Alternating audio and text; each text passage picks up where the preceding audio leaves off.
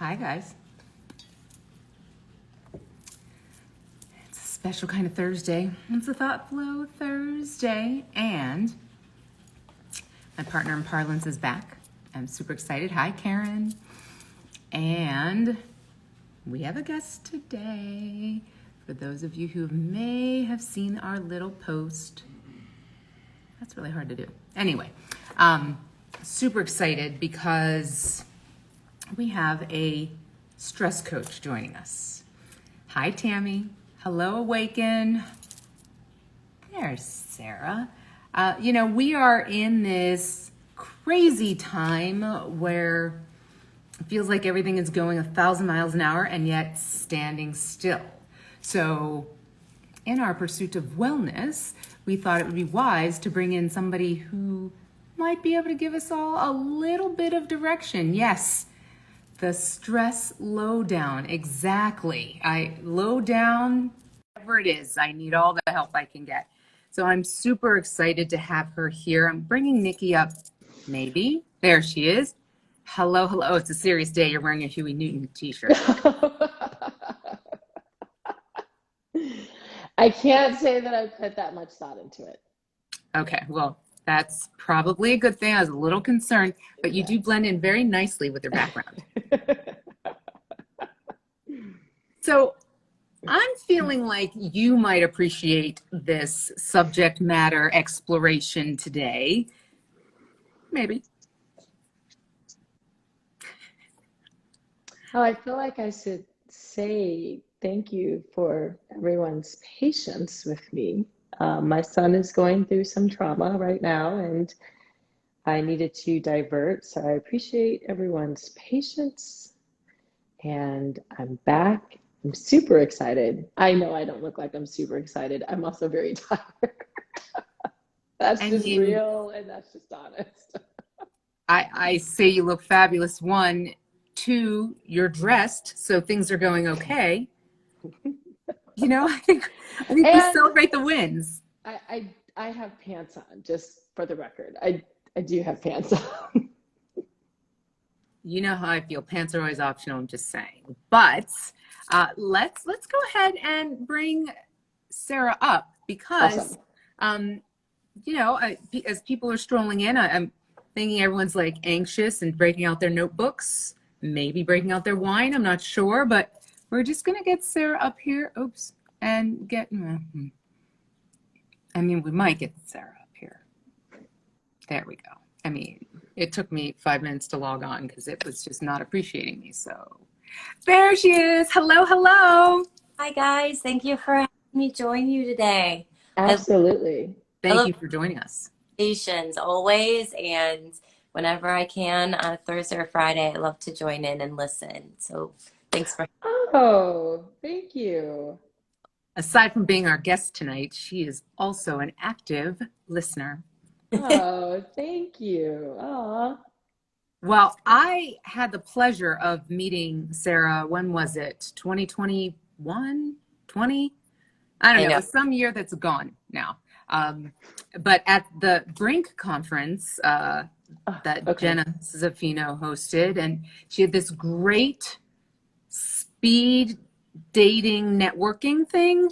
And I got to talk to Sarah, and, I just fangirled because, first of all, I didn't know there was such a thing as a stress coach.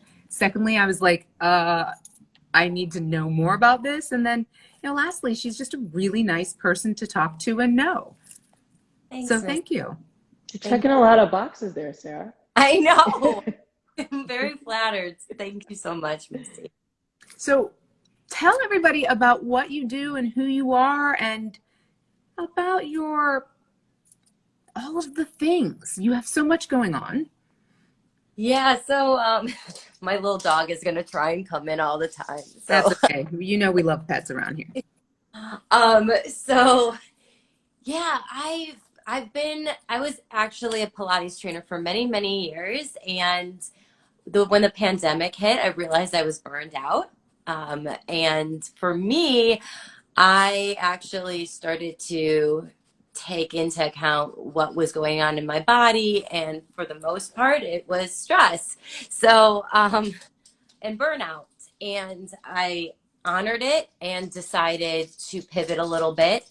But during the pandemic, I was still doing teaching with Pilates, and personal training. But I really fell in love with health coaching and specifically stress management coaching. And I started to reach out to companies and get ballsy and be like, hey, I know that there is not much connection, engagement at the workplace right now. And if you're looking for some, I have a bunch of topics that I can talk about, not only from experience, but also just from all the certifications and years in a stressed out industry. And that's my journey of a recent. Yeah. So, what made you think, I've been teaching Pilates, I've been doing all this stuff, and now I'm exhausted by teaching Pilates. So now I'm going to teach people about how to manage their stress. Like, was there a part of you that was just like, I'm tired of teaching humanity? That's what I thought. Honest with you, yeah, in some regard. And I would be talking to my clients, and I think I was getting stressed out from listening too.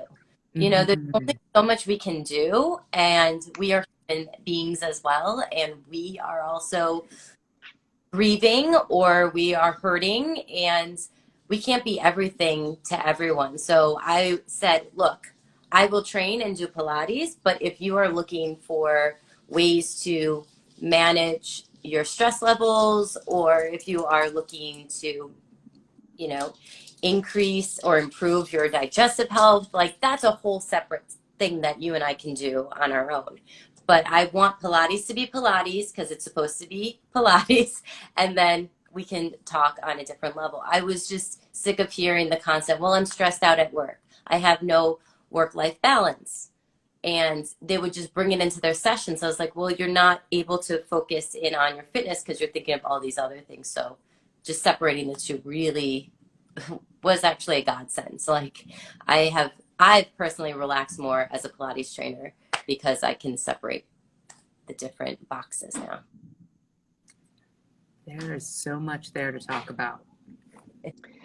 I was I was gonna say because I feel like as a teacher, um, that is something that has always happened. People have always tried to use that space, or in some cases successfully have used that space to, um, you know, sling shit.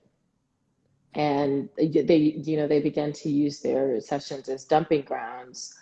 And just as a side note, I think that younger teachers actually don't know how to adequately deal with that Mm-hmm. pre-pandemic and stay the focus on the session. But then, of course, everything was exacerbated um, during the pandemic. I guess we're technically still in the pandemic. Have we gone past the pandemic stage, Yeah. endemic, whatever it I is, where mean, it's if you're the, on an airplane, we're over it, but you know.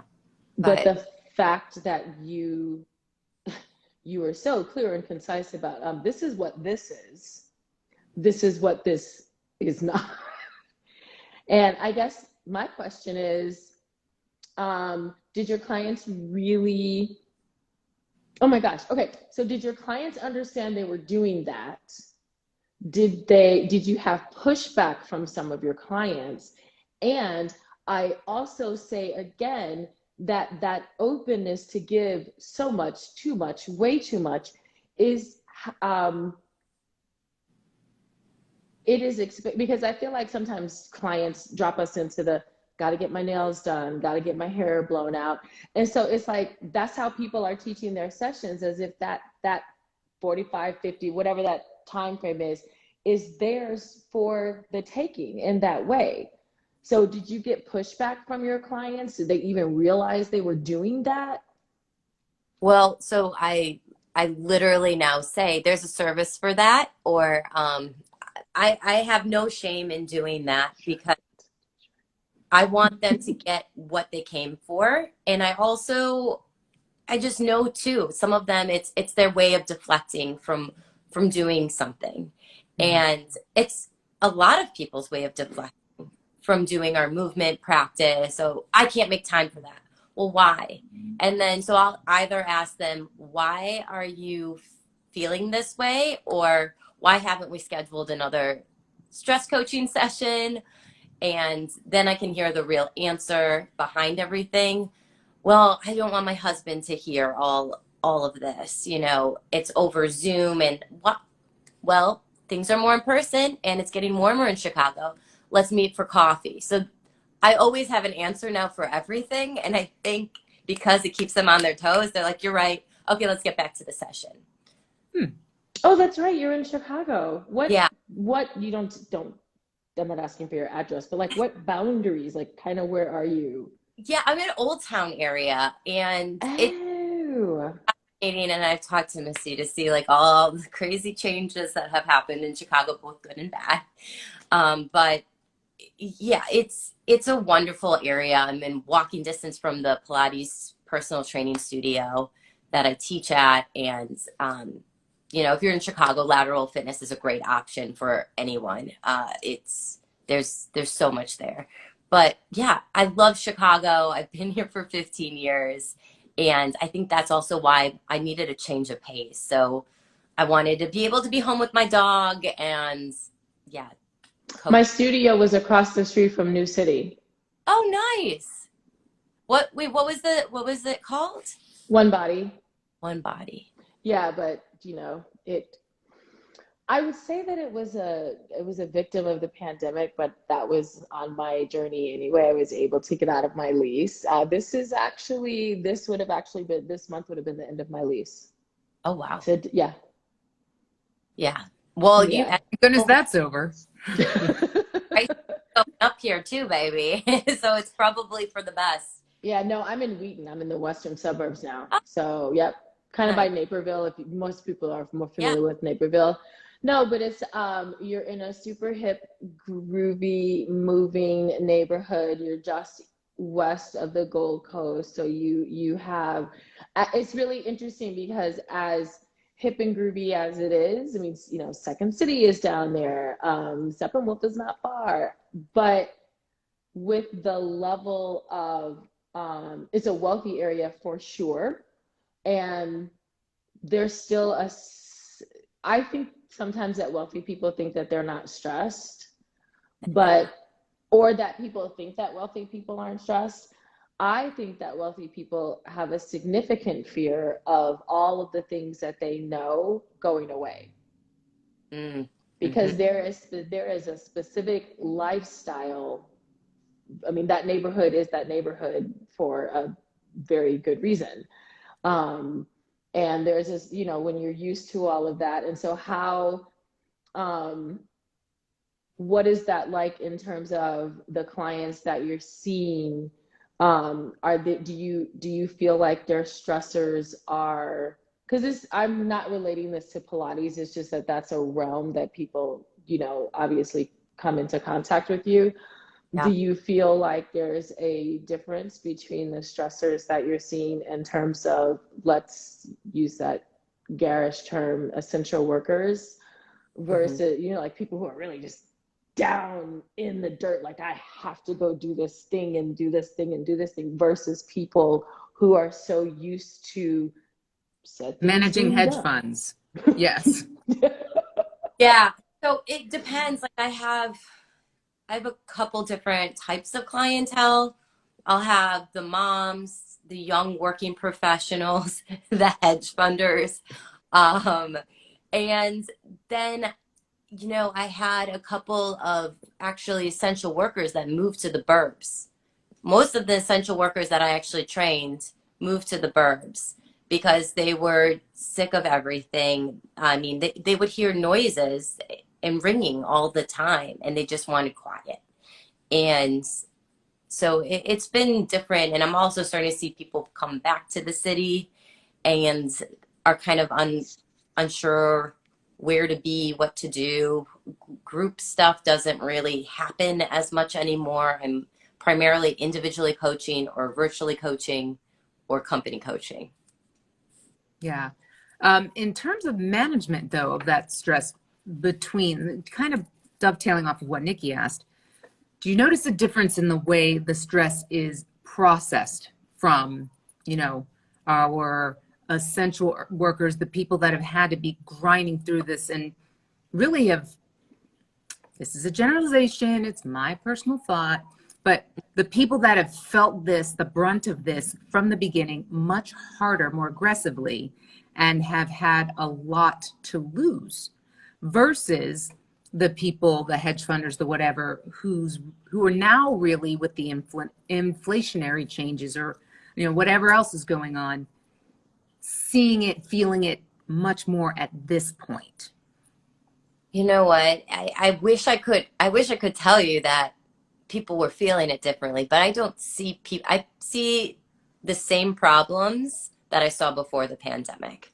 Okay. And the same affluenza that I saw before the pandemic as well. Like, oh, this is a great time for me. You know, there's a lot of that. And I have to kind of bite my tongue in some regards, but sometimes I don't. And I think that's actually what the pandemic has done for me too, is like, well, I don't give a shit. And I'm going to start to express myself if they say something that's very off-putting or very pretentious. So How are you managing, how do you manage you in this? Because we know that in Pilates, when we're teaching mind, body, fitness, or movement, um, or some of us know that you have to shield against other people's energy. You know, yeah, you have to wash people's energy away as you step into your next session. But you have now stepped into, you have deflected and said, no, this is not the space for that. But then you've right. also created a space for that. So in some ways, you've created the very space to bring that into you for even for a short, albeit a short period of time. So how are you like taking care of you? Well, I think the best way is to kind of give an example. So in January, I had 4 different clients that had horrible circumstances happen in their life. One lost their son, one lost their dad, one lost their sister-in-law, and then another person lost their job. And all was happening at once. And what I had to do was kind of take my own practice and breathe, honor what was going on and all the feelings I was feeling for those people, because some of them I've known for, 10 years. And just knowing the pain that they're going through, and some of them don't get stressed that often, but they were really suffering. And I can't just throw it away. And I don't think us as trainers can really throw all Sure. that away, right? But breaking down in my life, I had to kind of do a journal entry and either get out all the negative thoughts that were going on in my brain or express myself. That was one. And the other one I did was a gut journal. I did like a gut check. And I took note of every point in the day where I felt off. And then I try to nourish my soul, or I try to nourish my body with something nutritious during that time. So it just kind of taking that initial step, that action step, to be like, okay, what do I need right now? Such So a simple thing, but so profound. you What do mentioned the I action need right now? steps. Mm-hmm. And you also mentioned journaling. I'm sure both very simple, basic, yet profound things that we can do that we often don't do. Especially, I know I've asked people to keep wellness journals. How are you feeling today? When you're running away from your exercise equipment, why is that? Are you actually on fire? Are you being pursued by monsters? Like, I want you to write this down. Because I feel like that it's very illuminating to do that. How do you get people started down that path? Wait, I'm going to back up. How do you get people to acknowledge? Because I'm sure you walk down the street and, everyone else sees, the Matrix. Everyone's just walking like this. And then for you, it's the lady in the red dress. Like, you see this person that's ticking and doing all this stuff, and you realize they could really use some help.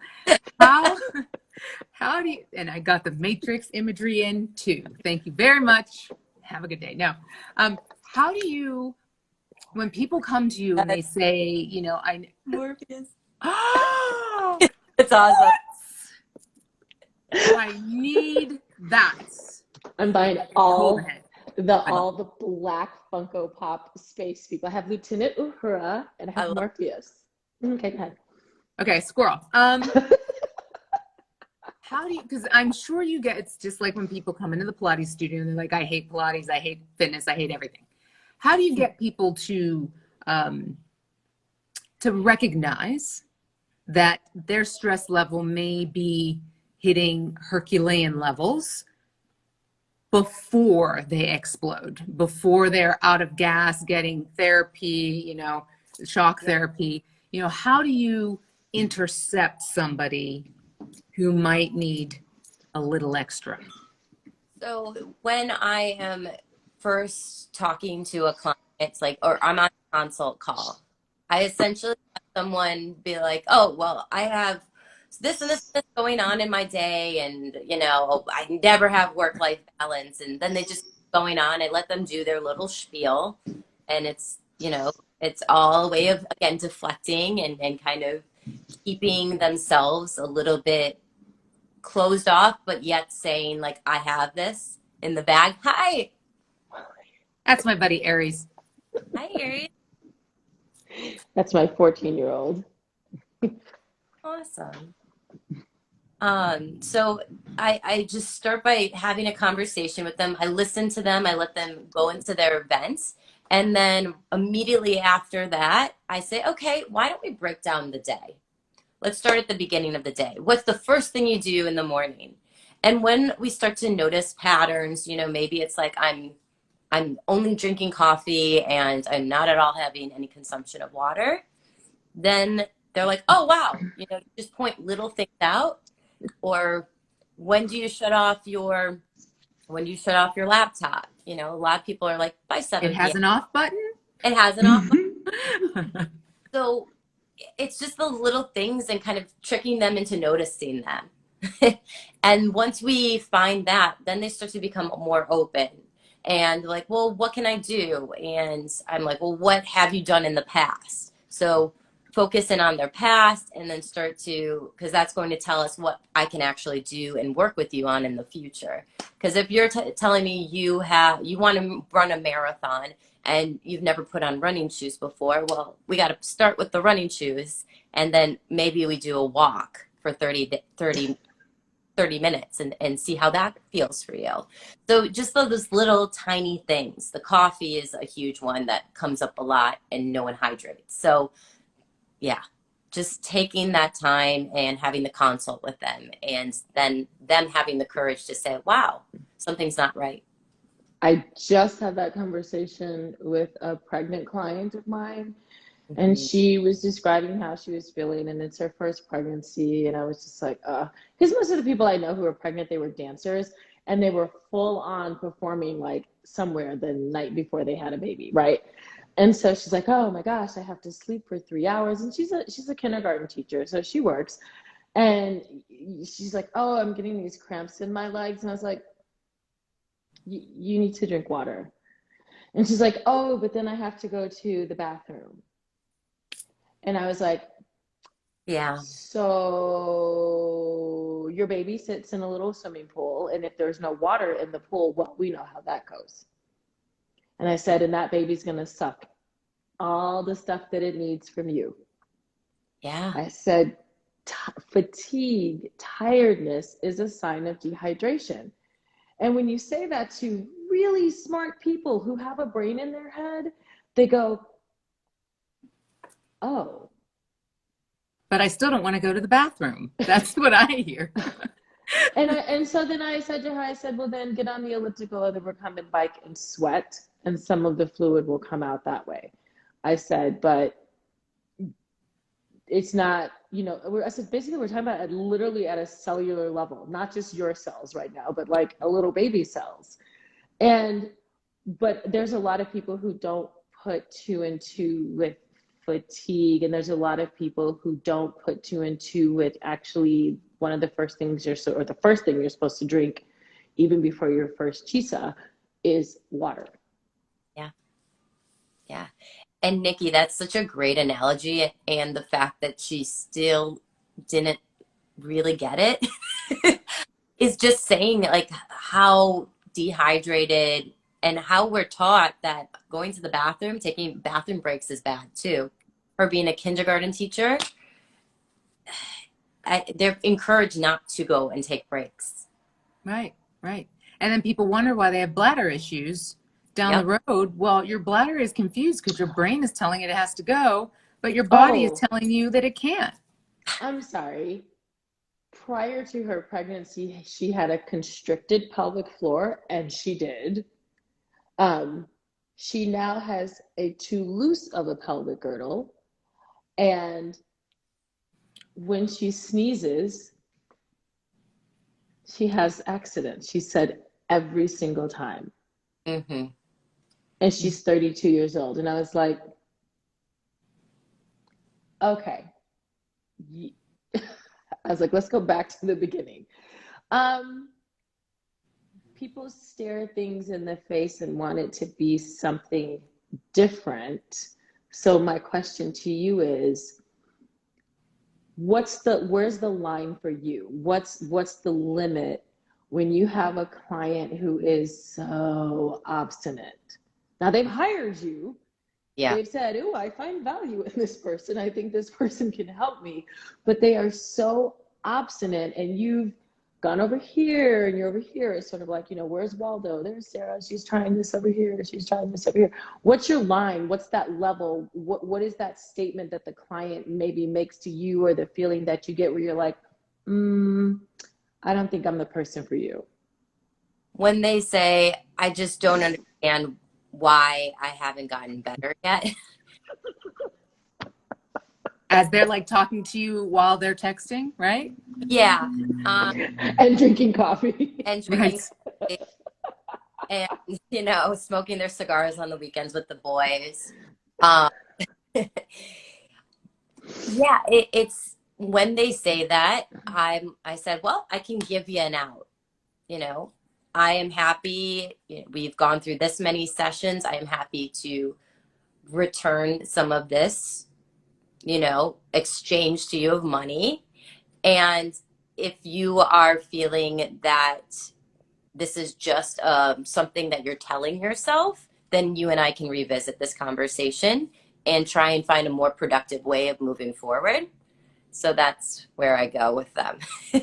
But there's only one person that I had that was someone I shouldn't have taken on because I knew in advance that he had mental health stuff. Mm-hmm. Again, that wasn't a reflection on my end, except Mm-hmm. that I learned, you should make sure you really make sure that they Mm-hmm. are taking their medications. Mm-hmm. So I've learned from that. But other than that, I just think it's important to be open and with the conversation and Mm-hmm. see how they react. And if they're very, rude, then of course, let's move on. So that brings me to goals and expectations, right? We have so many people that, they hire an expert and they think that by paying the money and, doing the consult and paying the money, they're going to be better. Poof, I am better because I saw Sarah on Instagram talking to Misty, Lynne, and Nikki. I'm better already, and that's it, Yeah. And I think that it's really hard to get people to be honest about their stress level, because everyone is so busy and everyone created stress, invented it, but at the same time, they're not necessarily willing to accept their contribution to their own stress. So, how do you get them to recognize A, you were not a bystander, and B, now that you have actually showed up, what are your goals? How are you going to make sure this is successful? How do you do that with someone that comes in? Well, I get something either written from them with their goals, or if I start to hear any sort of doubt, I repeat back to them what they say. Mm. So if they're telling me, well, you know, I don't understand why I'm not getting better. And I was like, oh, why do you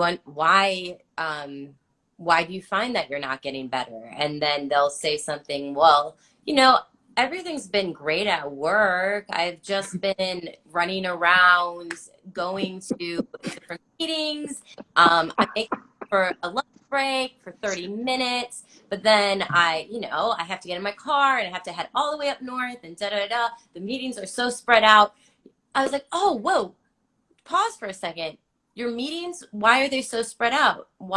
Don't you have like separate days in the city versus the burbs? And then they're like, huh, I never thought about it. It's like, well, there's still some stress that's going on in your life, right? Because you're traveling to and from. They're like, huh. So it's just literally talking right back to whatever they say at you, right back to them. And then they recognize usually something isn't quite right. When do you have you released clients because they are successful and you can see that they have a much better, not even just a handle on their success, I mean, on their stress, but that they are truly managing their stress? When and how do you release this person? Because I guess I'm imagining that some people are like, no, stop, don't leave me alone. Well, so I need you. it's funny because there and I think it's partially too just my energy. Usually after my first package, like I'll get a contract either for 4 to 6 months, and based on that, I can kind of say like, okay, I think you're ready. And usually after the first one, but you can always come back. Like if there's something in your life that changes, there's always different life events that brings you stress and you want to come back. The door is always open. But I had one client that just crushed it. She did every homework assignment. I mean, a little bit like type A. I'm similar to that, to be honest. And she just went through everything and she took ownership of things that were stressing her out in life. And she actually got a promotion during that time. And her blood sugar levels went down and her blood pressure also went down. And I was like, huh, that's interesting. But because she wasn't actually acknowledging that she wanted to do something at a different level than where she was. And as soon as she did that, she started living in that life and then also pausing when she would come home. And it was really beautiful to see because as a type A person, I was like, I love that you're taking this time for you and know when to stop now. Oh, that's awesome. That's Yeah. really cool. And what's cool about it is, so you mentioned that, and the first thing that comes to my mind is manifesting, right? Because there is something to be said, energy, blah, blah, blah. You put something out there and it's supposed to come back at you. Times 3 if you're a witch, but that's a different story. But I think that that's a hard thing for a lot of people, right? Especially people who are so deep in the doldrums that it's hard for them to even imagine what it would be like to manifest a stress-free life or a less stressful life, or even, a life where they don't wake up and dread the day. So when you have somebody that's really deep, when you have somebody that you can tell has just been through it, maybe they've had a terrible life event or something like that, how do you get them to manifest a different mindset? Because I feel like stress is a huge mindset is a huge player in stress. Yeah, 100%. You know, I feel a lot of people carry so much trauma over the years too. And then they have these limiting beliefs about themselves because of everything that has happened. So I think honestly, positive self-talk is the best medicine. And I mean, when I was younger, I was more like talking, the glass is always half empty. That was more my mentality. And it's changed because there's so much to be grateful for, I mean, just the fact that even though this country is severely screwed up on many levels. Like, I'm not in a war-torn country. Like, I'm able to go and do my daily things. I could go to the grocery store. Just little switches that can kind of get me out of that negative headspace. Mm. And my clients, it's similar. Obviously, I'm not a psychologist, so I always say if you need therapy, go to therapy. And then if you're looking to change your habitual patterns, like, come to me.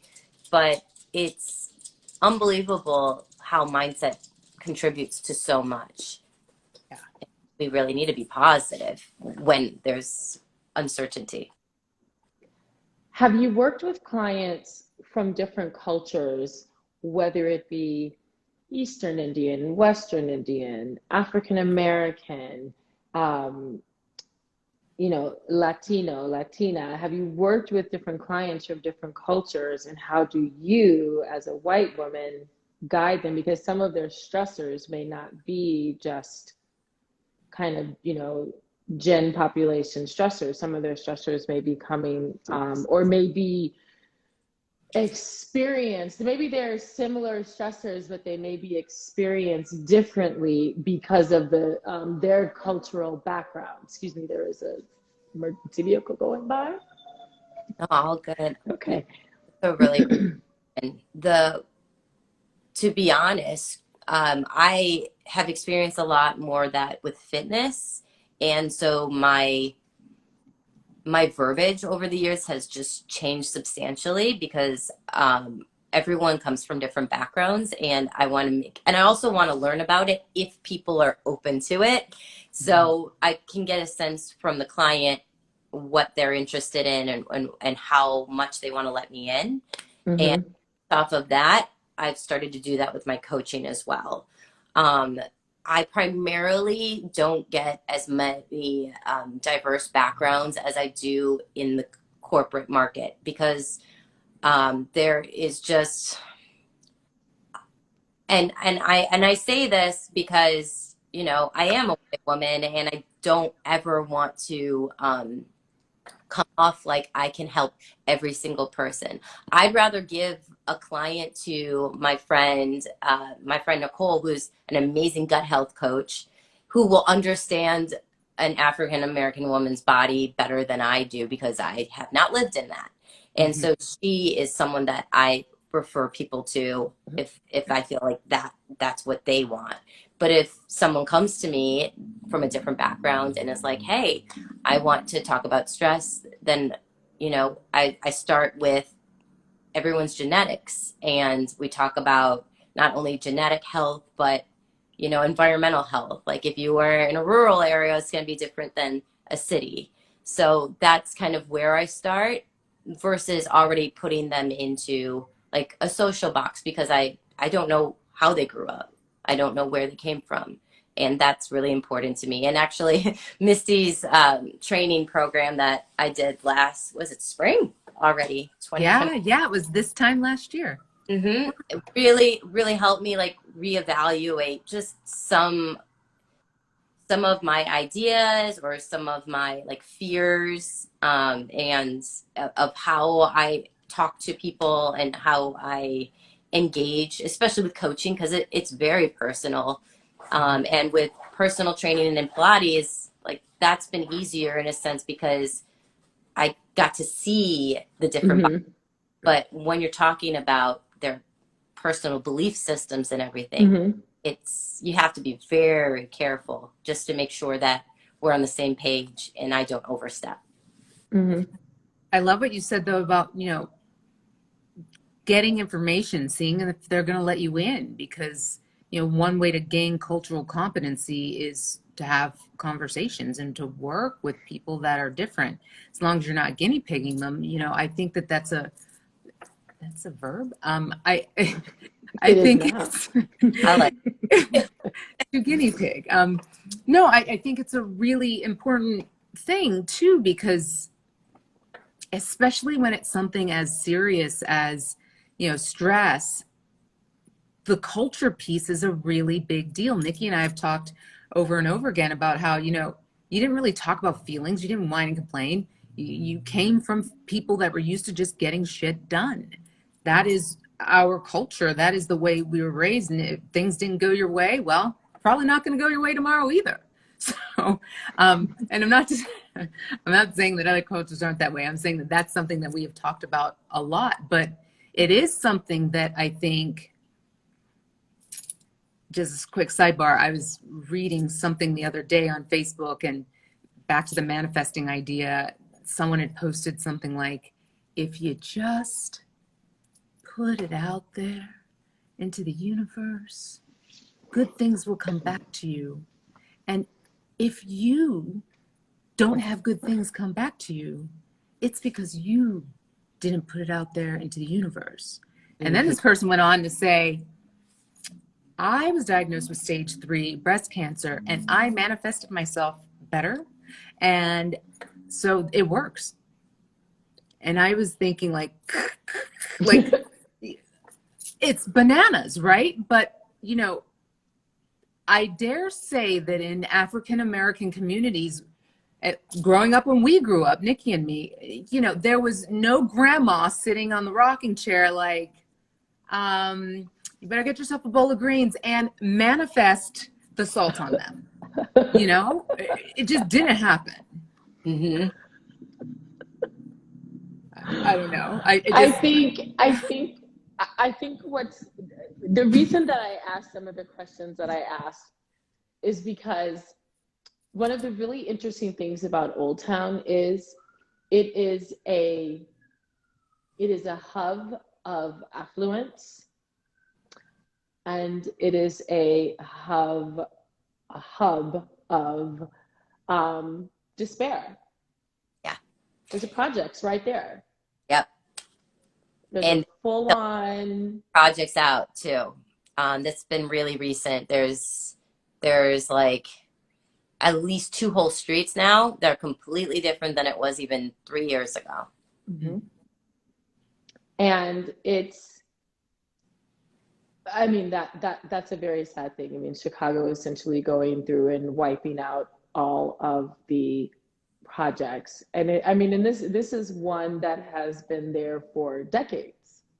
I mean, it's happening in all the big cities, really. Yeah. They don't want people who aren't of a certain stature in No. cities. No. Period.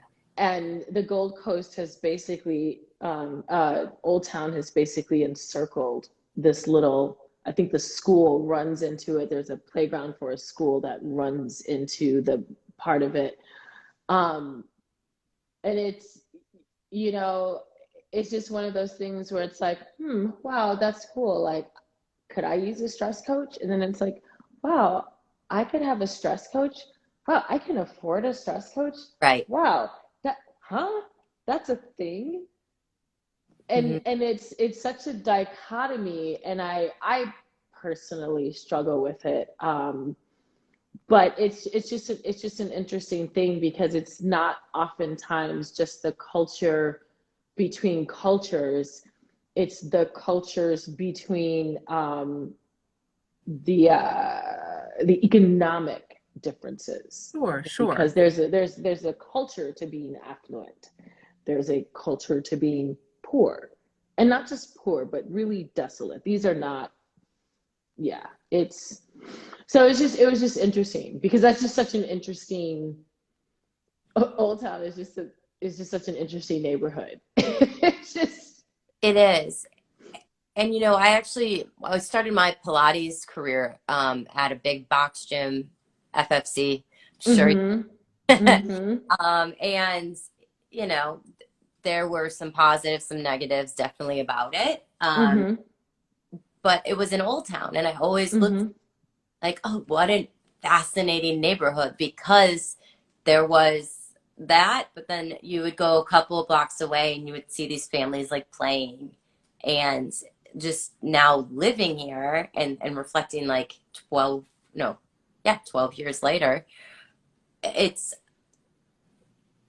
horrible what has happened. You know, the school is like very much, you know, bar wired and stuff around, and it doesn't feel homey. I can't imagine for those kids either.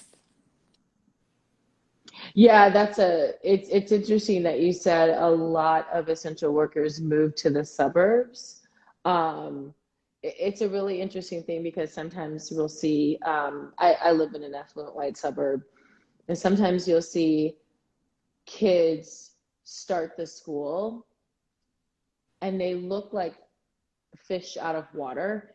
And not because they look different. I mean, if you know the signs, you see the signs and you kind of go, oh, that kid might be a little, they might have a little less. And, but they look fish out of water because they can't believe they're walking into a school that doesn't have metal detectors. Mm-hmm. They can't believe the school playground. You can literally, in some of the schools, the elementary schools, you can play basketball on two different courts. You can simultaneously play soccer and football. Some of the schools have their own baseball diamonds, and these are elementary and middle schools. The Right. high schools look like little baby colleges. We have a softball field and a baseball field. And I'm like, but aren't they the same? Like, technically, aren't they the same shape? No, Hmm. we have a softball field and a baseball field. To think about, yeah. Yeah. So they and they're not private schools. Right. And you just kind of walk in and you can kind of see it on their faces that they're like, this is just here. And yeah, so it's just interesting. I how My next question is how, in terms of your own personal life, not asking a personal question, but in terms of your own personal life, where do you see this expanding to for you? Where do you see this going next? And then I'm totally making assumptions because you just look so much younger than me. Um, so how do how what are your plans for how you expand upon this? Because it's a thing, and obviously it's a thing that's necessary because you got clients and they're doing stuff and getting promotions and going places. So how do you see this expanding? Or is it your preference to keep it in this space where it's just Sarah? I'm going to take on the clients that I know I can handle. What does that look like for you in terms of the future of how you expand upon this or not? Yeah, so this year I actually created an LLC called Live Well Enhance You, and it was to essentially create a space, a health and wellness, platform. And I'm wanting to go into corporations and do more speaking engagements. I used to be a musical theater performer, and I've always loved speaking in front of people. So taking, some of the lessons that I have learned, and although you're right, I am young. I've experienced death like anyone else. Like I had my parent die at a younger age. At 27, he passed away, and that made me realize I want to just start living. And one thing for me was I wanted to see every father be able to walk their daughter down the aisle, because that's not going to happen for me, unfortunately. But to really take ownership, and that's why stress is so important to me, because my dad bottled up feelings, and like Mm, most many men, different communities, they experience this stress and they never talk about it. mm-hmm, And I want to be able to be that person that is honest, but also a listener, an active listener, so that mm-hmm. make some changes in this world. And I think it starts with corporations, and that's why I've been banging on those doors and starting to see who's open to getting different engagement opportunities with their coworkers. And eventually I would love to see, people that are not just 9 to 5 jobs, have their own businesses. Love to have, people at Walmart, for example, like they are living on the low wage and have the opportunity to be able to just talk to someone about like making small changes in their lives. And I would love to have a whole team underneath and to create a company that could actually help people that don't have that option. So that's actually something that's near and dear to my heart. And I'm hoping over the next 5 years that I can make that a reality. Sarah, you better manifest that. You better put that out Just put it in out the there universe. Put it out there. and it will just happen like poof. Like, poof. Pew, pew, pew, pew. So I've got to know this because this is really interesting to me. I'm really happy to hear you say that you're doing it at a corporate level, but you want to be able to trickle it into all phases of the corporation. What I want to know is, let's say you're talking to a big company. Let's go back to the hedge fund because they're big enough. But do you go in and say, okay, we'll call him Mr. Heady Hedge Fund Dude, Mr. Dude? Do you talk to Mr. Dude about how it is they can use your services to change the culture within that corporation to make stress management, even just admitting that there's stress, a very common and comfortable conversation, so that then hopefully the culture around stress and overwork and overwhelm changes within? Is that something that you do or something that you're trying to do? And if so, how do those conversations go? Yeah, well, it's usually with whoever the human resource team is, or the talent. Honestly, the talent team is the best because they're looking for different options for their workers and ways to make the workplace better. So having a conversation with them, the one thing that's hard is when they say, "Oh, they don't value like wellness services. That wouldn't be something that interests them." At this time, I know it's not the right fit, but I'm primarily targeting companies that I feel are already have some sort of idea of what their culture is like, because I'm not going to be able to go in and change their culture. I can't. I'm one person, and B, I feel like someone that I don't know, someone that has more of a background maybe in social work should be doing that, to actually go in and find what the problem is about each company's culture. I think that would be great. But for me, I just want to hop in there and start basic and get people to engage, communicate, and understand health on an easy level for everyone to understand. And my next question is, do you communicate about stress differently with men versus women? Oh yeah. Ooh. Oh yeah. Ooh. Yeah. That's a good one. Because they, and I will say this with my father. Like I had conversations with him. Him and I were similar, and I have noticed that my stress is very similar to his. But the difference is he really bottled it down. And so it's trying to get men to slowly start to share. And you know what? The fitness classes have been a great way to get them to slowly share, and they just start to tell you things. And then you notice, oh, wow, they are really stressed. They're traveling a lot. That's kind of putting a strain on their marriage. You find out little things, and then be like, hey, well, what would your company think of having a health and wellness incentive programs? What would they think of that? Oh, it's bullshit, is one of the responses. Or it could be, huh, I never thought about that. Can you send me your sales deck or, a brochure? Sure. And then open the door and start communicating with them. Hmm. Yeah. But men are very different than women. It takes them a longer time to get them to share.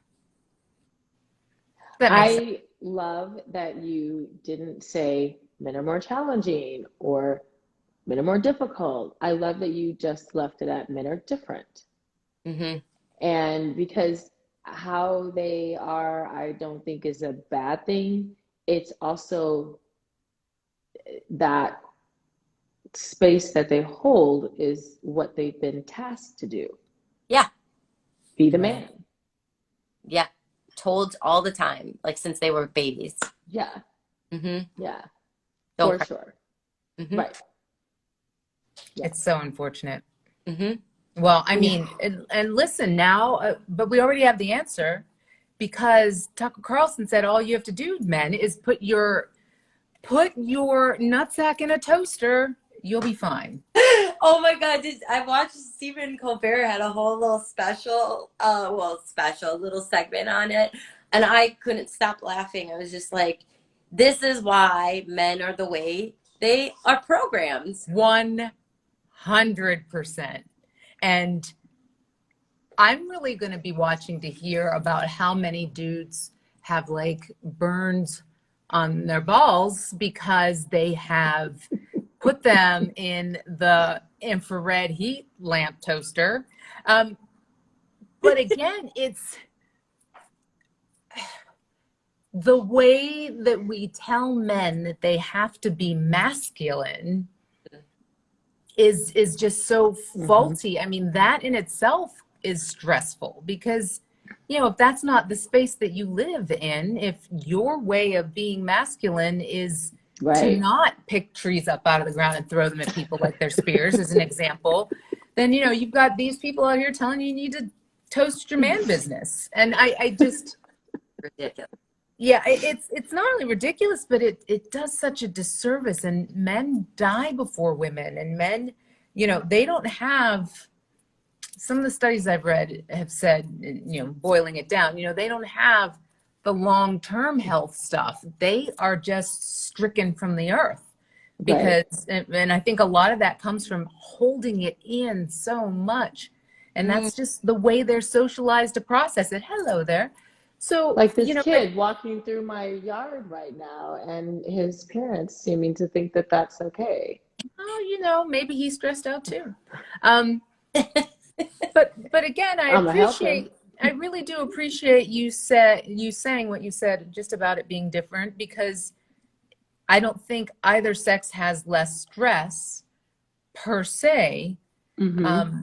because none of us are really allowed to, I say allowed, but you know what I mean, socially allowed to just be. There's always all of these parameters and instructions on what it is to be XYZ, and they're never all encompassing, and yet we treat them like they are.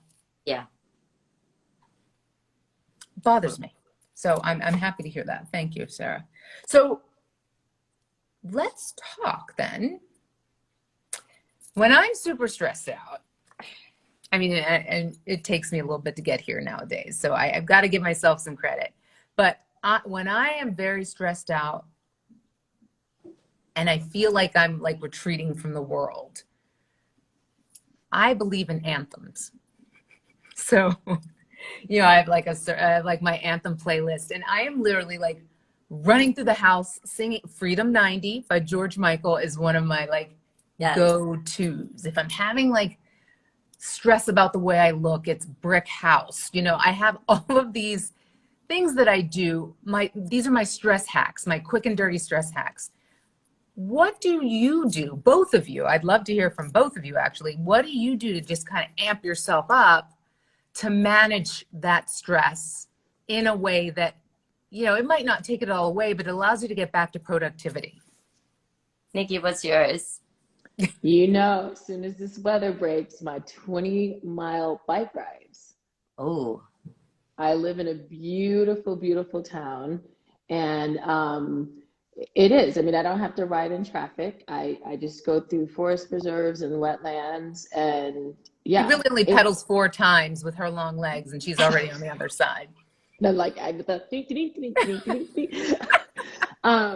No, it's such a, you know, this is my last ditch effort. I'm gonna try running again this year. I used to run, but then, you know, my body was like, you sure you want to do that? But I can cycle. I love my bike. I love the freedom. I can go super early in the morning, and when I come back, I love how I feel. It's not even just about feeling energized. it's literally about feeling like I know where my head is. I can feel my body tingling in a good way. Um, I just feel really, really good. Not in one spot, not in one space. I feel like I'm ready to go and do whatever I need to do, even if it's sitting down and watching crime dramas. But Chris no, Maloney, he takes my stress away. that is my thing. And I work with James De Silva, the creator of Garuda, and that has been a very, very beautiful space for me to occupy during a very challenging time. And I just, when I go into the, like, sometimes I'm like, oh, I just need to cancel this session, but it's so much money and it's not 24-hour notice. And then he comes on in his little Indian British accent and he's saying something funny, and I start the session and I'm like, why was I even thinking that I was not going to come do this? Yeah. Those are my things. Well, that's body and mind. It all comes together in that. I love it. For me, it has to be physical. It's a very, for me, it has to be physical. Mm-hmm. Nice. I'm similar to you, Nikki. Like I love to move, and so I do like the Peloton bike. We have one in my building, and I'm like, oh, I'm gonna use this. And strength training has really been helpful. It kind of gets my rage out. And then I sing out Louise. So, you can sing out a song. Sometimes I sing out like when I'm angry. The other day I definitely howled, and Evan was like, that's my fiance's name. He was like, what the heck is going on over there? I just was like so angry and I just let it out. And he's like, are you okay? But that really helps me, and then I can just release it and just move on. It's amazing how powerful like a primal scream is. Primal scream. Yeah. Oh yeah. Yes. It kind of like interrupts your nervous system, I think. I don't know, but it's like, oh, reset. Don't go kick that person. Don't go kick yourself. Exactly. Yeah, no, I love that kind of thing. And journaling too, I can tell how out of sync I am when I get away from that journaling thing. Journaling becomes a chore when I'm not in a good headspace. Mm-hmm. And, I can almost predict it as I'm later and later each night going for my journal. And then it's going from like paragraphs and paragraphs to today was okay. I did not get incarcerated. I guess all was well. And then I just take a break from it for a few days. I did not get attacked by a squirrel in my bike wheel. I just never really know. But, I think that, and I'd like it before we get booted off here, if you can give people, and I know you said that you go through checklists with people, and I don't want you giving all the cookies away because I do want people to go on and learn more about what you do from your website, which I want you to share. But if you could give people like, what are the 4 indicators that you are about to go off the rails? The most common indicators, and we talked about coffee a second Uh-oh. Okay, there you are. But what else? We thought we lost you, Misty. Yeah. So 4 indicators that you're stressed out of your mind. Yes. Okay, so the first one I would say is you're over caffeinated, and because of this, it's usually because you're exhausted, so you're not getting enough sleep. So yeah, I'll go with over caffeinated is 1. 2 is that you're starting to treat others poorly, that you're starting to be extremely rude. Usually it's your significant other or your kiddo is what I've maybe noticed. Maybe it's his fault. I mean, I would never. It's not me. I'm going to 100% agree with you on that, Misty. I agree too. mom's always right. So there's that. But that's usually an indicator that you've had it up to here. 3, if like you are also, so if you are working more than you are living. I'm sorry, say that one more time to the rest of the entire United States of America. If you are working more than you are living. Yeah. And then, 4th one, that you're extremely stressed out of your damn mind. That you aren't giving yourself, breaks throughout the day, that you're not able to move, take the time to do the things you love, to move and to just get inspired again and make time for yourself. Yeah, and that's a big one too. I know we have to go shortly, but I just want to say how important that last one is, because especially in this day of Zoom where we no longer have to hop in the car to go get lunch or whatever it is so easy to become one with your seating apparatus. Yeah. And it's so easy to, I'm going to show you guys something. This is pretty sad. This is sad. This is part of my dinner. This is the other part of my dinner. I made it 3 hours ago. I have not, I ate a quarter of the sandwich, gave the rest to my son, and I just haven't been able to get back to it. And it's like, I'm working. And then I realized, like right before we got on, like I have not taken a break to even like finish my food or even start my salad. And it's so easy to just let the day sweep you away. And then at the end of the day, you're just, at least for me, I'm even aggravated that I was so checked out of myself, my own body and my own needs, that I let something like that happen. So yeah, friends, get up out of your chair. I tell my clients all the time, I need to do it myself. Set a timer. Make yourself get up. That's a good one. If I could electrify the seat to zap my cheeks every 45 minutes, I would do it. I seriously would. Because once you're up and you're about. But if you don't get up, Yeah. Well, I think though what you're saying is such a gift to people, because it's good to be honest and real, because we as trainers, we have such crazy lifestyles too, just like anybody else, and our own stressors. The difference is you actually are able to recognize it.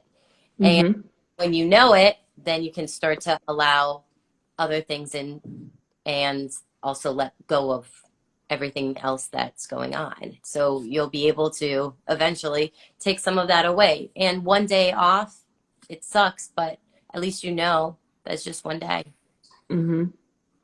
It's just one day, guys. Just one day off. So Harmony has stuck into the chat a little bit higher up there, how to reach Sarah Alysse, how to check out her website, and also her social handle, SarahAlysseCoaching.com, and it's ALYSSE, the fancy spelling. Yes. I like it. Any parting nuggets for our friends here? I really just want people to continue to allow themselves the feelings and know that stress can come and go, that you're not going to eliminate it completely, but just take the time to acknowledge. Acknowledging's the first step. I can't manifest it away. God. Yeah. There are things you can manifest. Manifesting can be amazing and a great tool, but it doesn't mean that it's going to cure everything. It's still work. It's the work behind the manifestation, 100%. Yeah, love that. Nikki, anything? No, it was so great to meet you. Thank you for all the information and the perspective. It was really, really great to meet you, and I really, really enjoy that. There's great clarity in how you go about doing what you're doing, and it's nice to see that you don't look stressed. And I say that because we know that there are people in wellness who are the antithesis of what. Everything's fine But no, here. no, there was great clarity in what you said, and you know, you're very clear, like, this is what I do, this is what I don't do. I know this person over here who does that. And I really appreciate your candor and your honesty about that, because you're like, I do this thing really, really well, and I can help you see this thing, but I don't do those other things. And I think that's refreshingly honest, and I really, really appreciate that. Of course. And Nikki, I really appreciate you asking all the questions you did, and getting to know you. And I look forward to get to know you more over time. Thank you. Thank Especially you. since you're like neighbors. I Hello. We are. I know Yeah. We're close. Yeah, Yeah. No. for I love it. sure. People come together. That takes the stress out of my heart. No, Sarah, thank you. Oh, and P.S. I want to mention too, another way that our friend Sarah here stays chill. She's a little bit of a musician. Mm-hmm. She has a Yes. band. She Yeah. plays music in Yeah. public. Yeah. So My friend and I are currently working on some original songs and recording. So I'm really excited Nice. about the project. Yeah. And yeah, I've been playing at the Drifter in Chicago. It's like a little speakeasy underneath the Green Door Tavern. So Oh, okay. yeah. sometimes a great way Very to cool. de-stress is to have something else that kind of lights you up in your world that you can dip a toe into and out of as well. So, you know, Nice. we'll be looking for, you know, your tour. I mean, you might go from the Drifter down to Wheaton and back, whatever. But that's awesome. And I Very can't cool. thank you enough for joining us tonight and shedding some light on what it is to look at stress honestly and move beyond it. Thank Yes. you. Thank you very much. Thanks, guys. Next week, we will be back on Friday. What time? 1:30 on 12:30 Central Friday, Standard. 1:30 East Coast, 12:30 if Mm-hmm. you are close enough to check out Sarah the Drifter. And so we'll see you then, keeping up with wellness, hopefully next week. So we are looking forward to keeping this series going. Thanks, Yes. everyone, and we'll see Thank you soon. you. Bye-bye. Bye. Always.